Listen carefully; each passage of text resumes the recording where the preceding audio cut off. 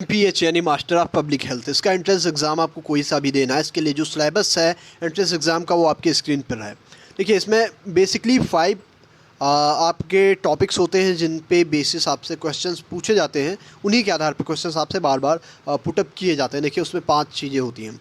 First one is basic knowledge of medicine and public health, क्योंकि आप public health की ही पढ़ाई करने जा रहे हैं, आप MPH करने जा रहे हैं, मास्टर्स ऑफ पब्लिक हेल्थ करने जा रहे हैं, तो उसके लिए आपसे जो दवाइयों की सामान्य समझ है, जो आपको जनरल नॉलेज, बेसिक नॉलेज आपको होना चाहिए अबाउट मेडिसिन्स, है ना, विटामिन्स वगैरह के बारे में, और ये सब चीज़ें पता होनी चाहिए। एंड पब्लिक हेल्थ, तो पब्लिक हेल्थ में तमाम सारी चीज़ें आएंगी जो बड़ी महामारियां हैं, है ना, उनके टीके बने हुए हैं या नहीं बने हुए हैं, या उससे संबंधित तमाम सारे क्वेश्चंस पुटअप हो सकते हैं आपसे इस टॉपिक के अंतर्गत। ठीक है।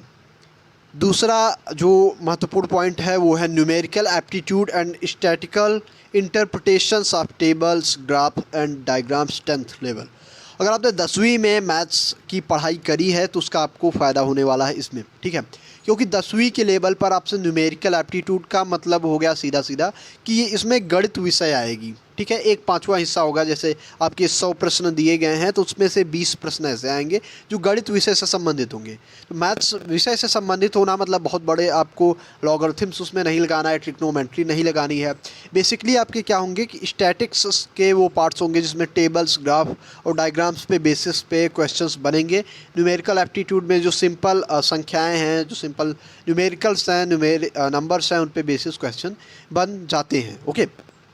अगला बेसिक नॉलेज ऑफ इंग्लिश, अंग्रेजी भाषा की सामान्य समझ आपको होनी चाहिए। ठीक है, और बेसिक नॉलेज ऑफ इंग्लिश का मतलब ये नहीं है कि आप बोलना जानते हैं या पढ़ना जानते हैं। इसका ये मतलब आपको you must have knowledge of grammar, आपको ग्रामर आनी चाहिए अंग्रेजी भाषा की। ठीक है, अंग्रेजी भाषा की आपको ग्रामर आनी चाहिए, उससे संबंधित क्वेश्चंस आएंगे। For example noun, pronoun, verb, punctuation, synonyms, antonyms, इनसे संबंधित क्वेश्चन बन सकते हैं। या फिर एक देखिए पैराग्राफ का एक क्वेश्चन आता है जिसमें से अनसॉल्व्ड क्वेश्चन दिए रहते हैं। जैसे एक पूरा पैराग्राफ आता है, उसमें से क्या होता है, कभी कभी कुछ क्वेश्चंस दिए रहते हैं और उस पैराग्राफ के नीचे, और आपको क्या करना होता है कि उस पैराग्राफ को पूरा आपको पढ़ना होता है। उसके बाद आपको जो प्रश्न होते हैं उसके जवाब आपको अपने हिसाब से उसमें चुनना होता है, तो ये भी होता है।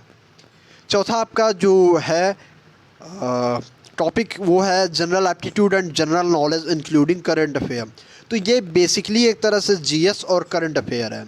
जीएस और करंट अफेयर, इसको मैं आपको फिर से बता दूं कि इसका कोई एक निश्चित सिलेबस नहीं होता, कोई निश्चित पैटर्न नहीं होता, ये अनलिमिटेड इसका सिलेबस होता है। जो कुछ आप पढ़िए वो जीएस है। सामान्य भूगोल आप पढ़ रहे हैं, मतलब जनरल, आप अगर ज्योग्राफी पढ़ रहे हैं, हिस्ट्री पढ़ रहे हैं, इसके अलावा सोशियोलॉजी पढ़ रहे हैं, या पॉलिटिकल साइंस पढ़ रहे हैं, इकोनॉमिक्स पढ़ रहे हैं, सारा आपका किस में आएगा, जीएस, जनरल एप्टीट्यूड में ही आएगा, जनरल नॉलेज में ही आएगा। तो ये चीज़ें, आप इसका कोई डेफिनेट सिलेबस नहीं है, इसके लिए आपको बहुत सारी चीज़ें पढ़नी होंगी। उसके बाद इंक्लूडिंग करंट अफेयर्स, तो करंट अफेयर्स का मतलब आप समझ ही रहे हैं, पिछले 1 साल का ब्यौरा, क्योंकि ये एंट्रेंस एग्ज़ाम है एक तरह का, आप एंट्रेंस एग्ज़ाम प्रवेश परीक्षा देने जा रहे हो, तो इसका ये मतलब है कि आप पिछले वर्ष का जो भी ब्यौरा है, मतलब फॉर एग्ज़ाम्पल अगर आपका मार्च में एंट्रेंस एग्ज़ाम है, अप्रैल में है, मई में है, जून में है, जुलाई में है, तो इसमें क्या होता है कि पिछले जुलाई से लेकर इस जुलाई तक के प्रश्न पूछे जाएंगे करंट अफेयर से संबंधित। ठीक है, उसमें जो बड़ी आर्थिक बदलाव आए, या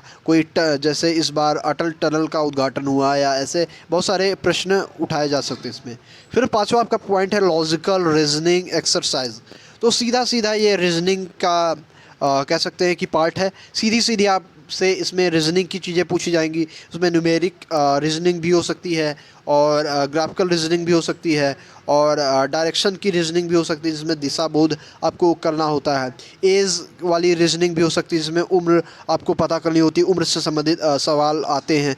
तो ये 5 चीज़ें हैं जिसपे बेसिकली आपका MPH masters of public health या पब्लिक हेल्थ के जो भी एंट्रेंस एग्ज़ाम का क्वेश्चन पेपर रहता है वो इस पर डिपेंड करते हैं। इन्हीं से ये चीज़ें, प्रश्न पूछे जाते हैं। और आपको अगर एंट्रेंस एग्ज़ाम क्वालिफाई करना है तो MPH के लिए, तो आपको इन्हीं पर कमांड होनी चाहिए। अब आप पूछेंगे कि ये कहाँ का सिलेबस है, तो this is overall syllabus for central universities, और जो नए साल से CU सेट प्रस्तावित हुआ है उसके आधार पे भी यही सिलेबस है MPH के कोर्स का। सवाल हैं तो कमेंट बॉक्स में छोड़ जाइए। अधिक जानकारियों के लिए स्टे ट्यून्ड रहिए द यूनिवर्सिटी कनेक्शन। धन्यवाद।